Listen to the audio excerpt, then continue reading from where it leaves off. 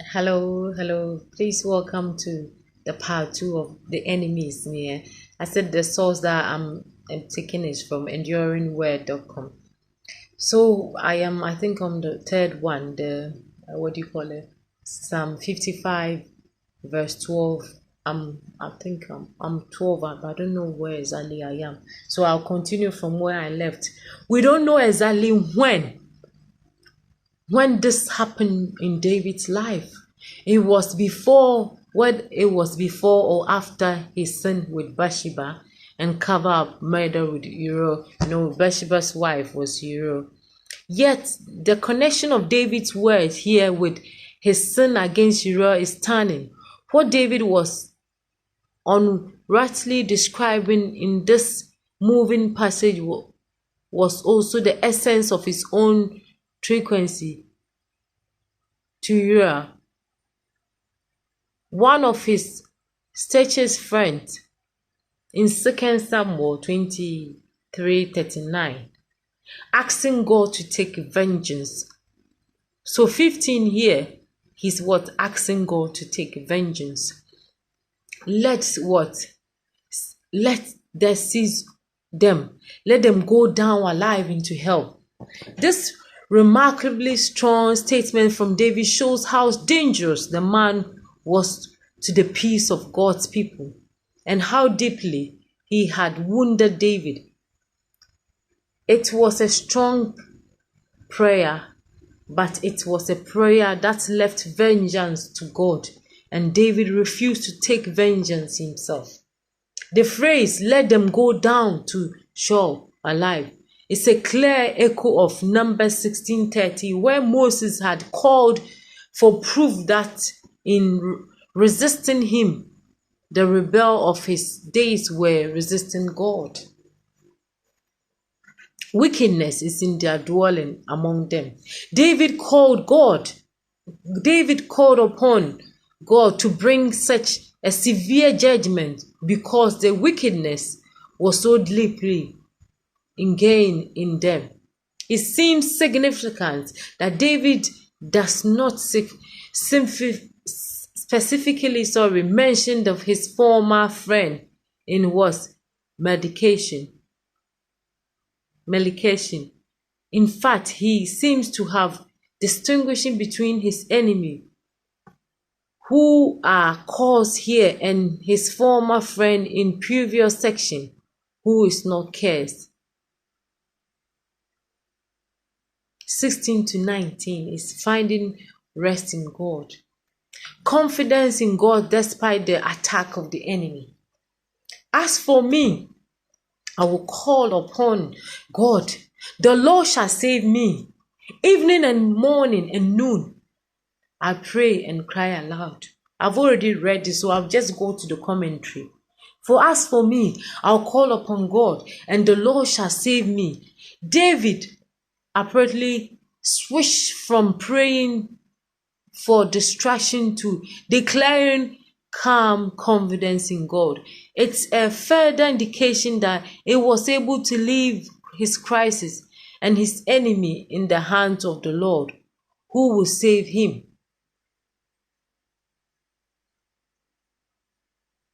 The psalmist will not endeavor to meet the plots of his adversaries by counterplot, nor imitate their intercept violence, but in what? A direct opposition to their gladness behavior would continue resulting his God.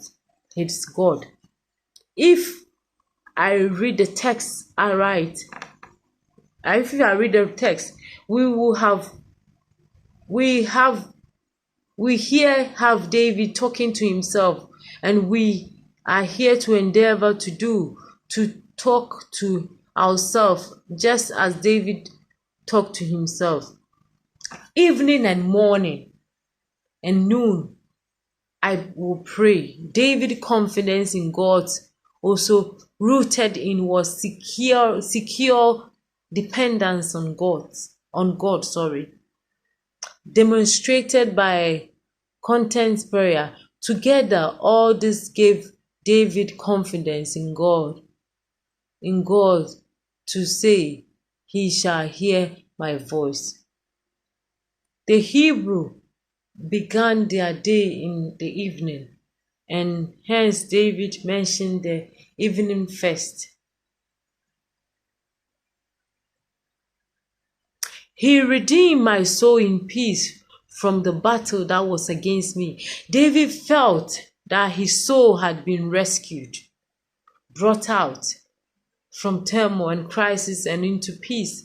The battle continued. There were still many against him, but his soul was in peace.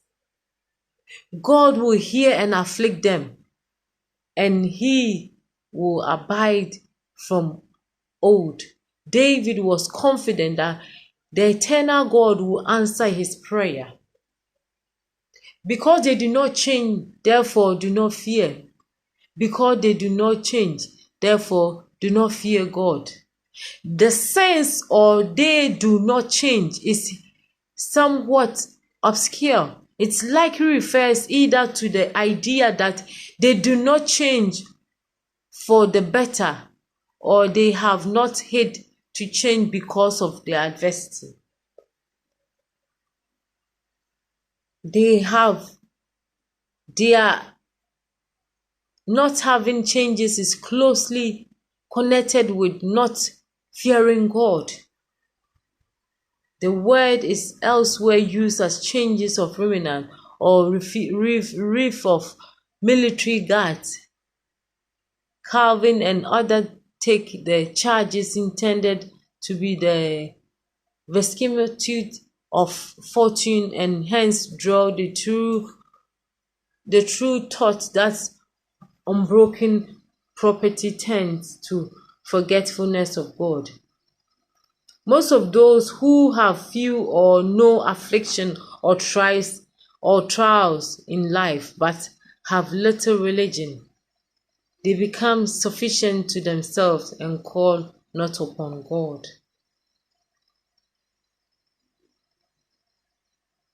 20 to 21. I think I will end with here. I won't go any further. I will finish with 20 and 21 with a commentary. He has put forth his hand. He has put out his hands against those who were at peace with him. He has broken his covenant.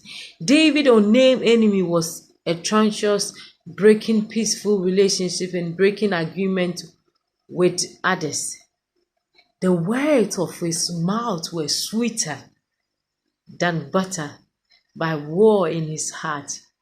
Using repetition and vivid imagination, David, how dishonorable his, I'll take that again, using repetition, and David showed how dishonored his unnamed enemy was, in contrast to see how honorable David was, not specifically naming the man. I mean, it's okay. Like, we can have words. Some people can just pretend. Even though they don't like you, they will just come and laugh. They will smile. They will laugh, pretend. No, if you don't like that person, just let him know, I don't like you. Don't come and pretend I see and smile with you. If somebody doesn't like you, just let him show. I don't like you. I don't want to be with you. I don't like you. But this friend is portraying himself or herself as a friend, but a friend in quote, a friend into bracket. May the Lord deliver you from such people who always what? Pretend as if, pose themselves as if they are close. Meanwhile, they are not close. They always make you feel as if they are for you, but they are against you.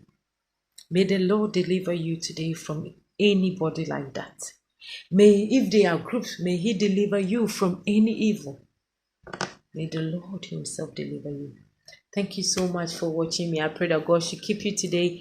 God should keep you this week. God should keep you this month. Enjoy the rest of the day. Enjoy the rest of the week. Enjoy the rest of the month. And until we meet again, shalom. Know that God loves you and He wants the best for you. And I love you. Thank you so much for watching me.